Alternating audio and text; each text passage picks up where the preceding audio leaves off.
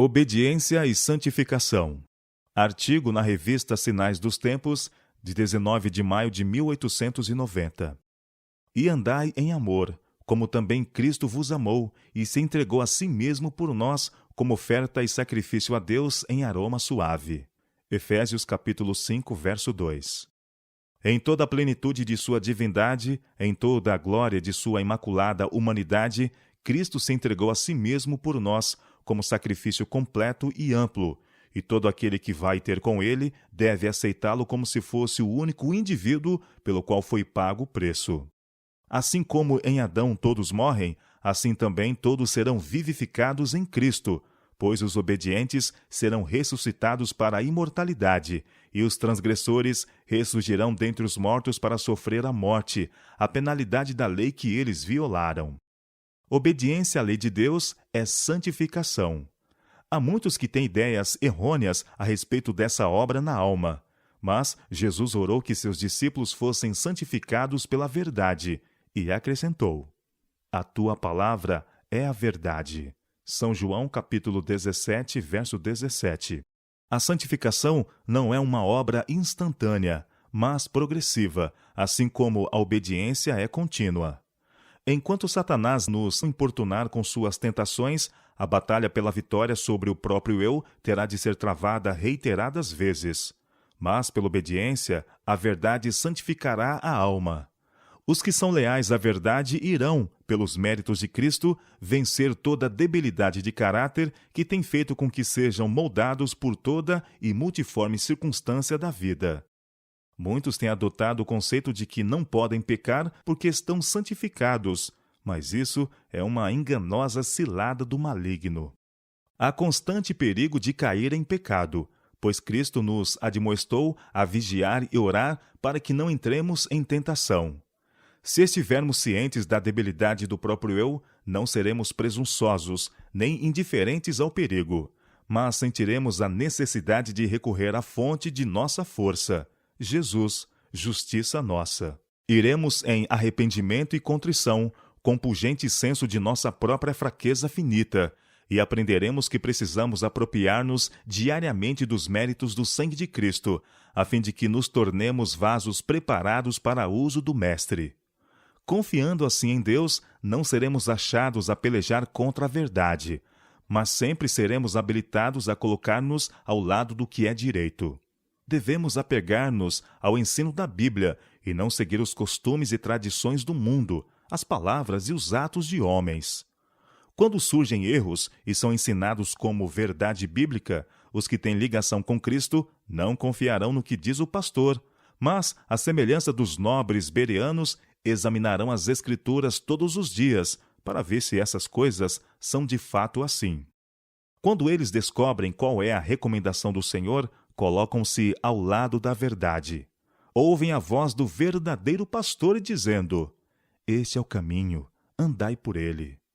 Assim sereis ensinados a fazer da Bíblia o vosso conselheiro, e não ouvireis nem seguireis a voz do estranho.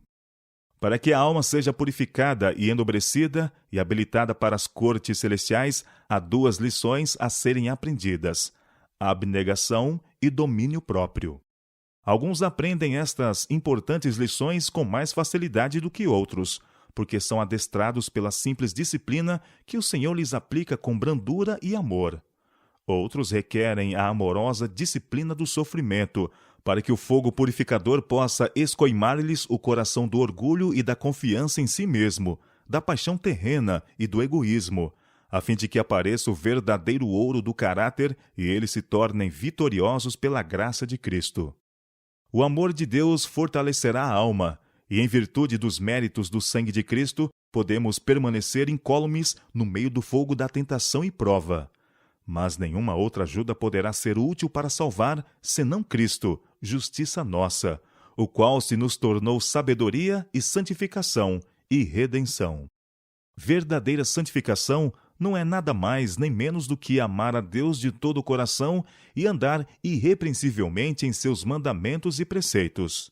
Santificação não é uma emoção, mas um princípio de origem celestial que coloca todas as paixões e desejos sob o domínio do Espírito de Deus.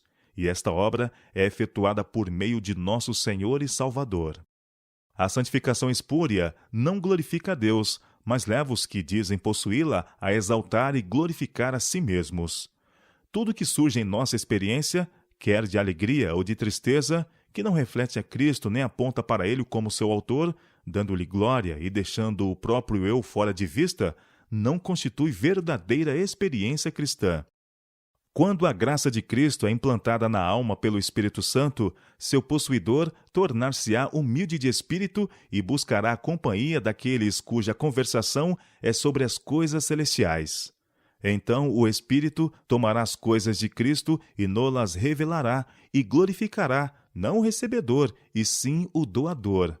Se, portanto, tiverdes no coração a sagrada paz de Cristo, vossos lábios estarão cheios de louvor e ações de graça a Deus. Vossas orações e desempenho de vosso dever, vossa benevolência, vossa abnegação não serão assunto de vosso pensamento ou conversação, mas engrandecereis aquele que se entregou a si mesmo por vós quando ainda éreis pecadores. Direis: eu me entrego a Jesus. Achei aquele de quem Moisés escreveu na lei, e a quem se referiram os profetas. Enaltecendo-o, tereis uma preciosa bênção, e todo louvor e glória, pelo que é efetuado por vosso intermédio, será restituído a Deus. A paz de Cristo é uma paz inteligente, e não faz com que os que a possuem se caracterizem pelo fanatismo e extravagância. Não é um impulso casual, mas uma emanação de Deus. Quando o Salvador comunica sua paz à alma, o coração estará em perfeita harmonia com a palavra de Deus, pois o Espírito e a palavra estão de acordo. O Senhor honra sua palavra em todas as suas relações com os homens. Ela é sua própria vontade, sua própria voz, que é revelada aos homens. E ele não tem outra vontade, nem outra verdade, à parte de sua palavra, para revelar a seus filhos. Se tendes uma maravilhosa experiência que não está em harmonia com as explícitas instruções da palavra de Deus, bem podeis pô-la em dúvida, pois sua origem não é do alto. A paz de Cristo advém do conhecimento de Jesus, a quem a Bíblia revela. Se a felicidade é extraída de fontes exteriores e não da fonte divina, será então variável como as multiformes circunstâncias podem torná-la. Mas a paz de Cristo é uma paz constante e duradoura. Ela não depende de qualquer circunstância na vida, de quantidade de bens materiais, nem do número de amigos terrenos.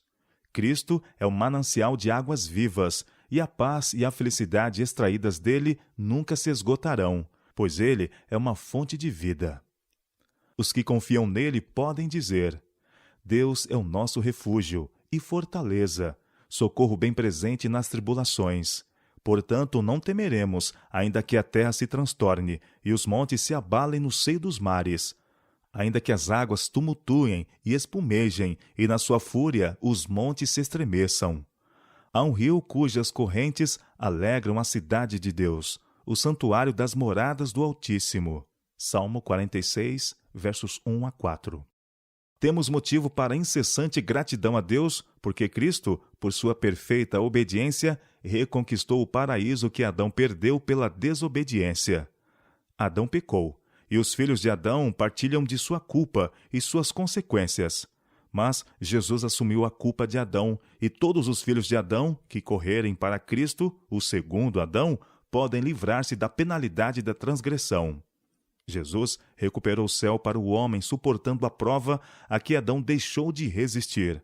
Pois ele obedeceu perfeitamente à lei, e todos os que têm correta compreensão do plano da redenção verão que não podem estar salvos enquanto continuam na transgressão dos santos preceitos de Deus. Precisam cessar de transgredir a lei e apegar-se às promessas de Deus que se acham à nossa disposição por meio dos méritos de Cristo. Nossa fé não deve apoiar-se na habilidade dos homens, e sim no poder de Deus. Há perigo em confiar em homens, mesmo que tenham sido usados como instrumentos de Deus para realizar grande e boa obra. Cristo deve ser nossa força e nosso refúgio. Os melhores homens podem cair de sua firmeza, e o melhor da religião, quando corrompido, é o que há de mais perigoso em sua influência sobre as mentes. A religião pura e viva se encontra na obediência a toda palavra que procede da boca de Deus. A justiça exalta as nações, e sua ausência degrada e arruína o homem. Dos púlpitos odiernos são proferidas as palavras: crede, tão somente crede. Tem fé em Cristo. Nada tendes que ver com a velha lei. Tão somente confiai em Cristo. Quão diferente é isto das palavras do apóstolo, o qual declara que a fé sem as obras é morta. Diz ele: tornai-vos, pois, praticantes da palavra, e não somente ouvintes, enganando-vos a vós mesmos. São Tiago, capítulo 1, verso 22. Precisamos ter aquela fé que opera pelo amor e purifica a alma. Muitos procuram substituir a retidão de vida por uma fé superficial, pensando obter deste modo a salvação. O Senhor requer nesse tempo o mesmo que ele requereu de Adão no Éden: perfeita obediência à lei de Deus. Precisamos ter justiça sem um defeito, sem uma mancha. Deus deu o seu Filho para morrer pelo mundo, mas ele não morreu para revogar a lei que era santa e justa e boa. O sacrifício de Cristo no Calvário é um argumento irrefutável que mostra a imutabilidade da lei. Sua penalidade foi sentida pelo Filho de Deus em favor do homem culpado, para que por seus méritos o pecador pudesse obter a virtude de seu caráter imaculado pela fé em seu nome. Proporcionou-se ao pecador uma segunda oportunidade para aguardar a lei de Deus na força de seu divino Redentor. A cruz do Calvário condena para sempre a ideia que Satanás colocou diante do mundo cristão, a saber, que a morte de Cristo aboliu não somente o sistema típico de sacrifícios e cerimônias, mas também a imutável lei de Deus, o fundamento de seu trono, a transcrição de seu caráter. Por meio de todo artifício possível, Satanás tem procurado invalidar o sacrifício do Filho de Deus, tornar inútil sua expiação e sua missão um fracasso. Ele tem afirmado que a morte de Cristo tornou desnecessária a obediência à lei e possibilitou que o pecador caísse nas boas graças de um Deus santo sem abandonar o seu pecado. Ele tem declarado que a norma do Velho Testamento foi rebaixada no Evangelho e que os homens podem ir a Cristo não para serem salvos de seus pecados, mas em seus pecados. Quando, porém, João contemplou a Jesus, disse qual era sua missão, declarando: Eis o Cordeiro de Deus, que tira o pecado do mundo. São João, capítulo 1, verso 29. A toda alma penitente, a mensagem é: Vinde, pois, e arrazoemos, diz o Senhor. Ainda que os vossos pecados sejam como a escarlate, eles se tornarão brancos como a neve. Ainda que são vermelhos como o carmesim, se tornarão como a lã. Isaías, capítulo 1, verso 18.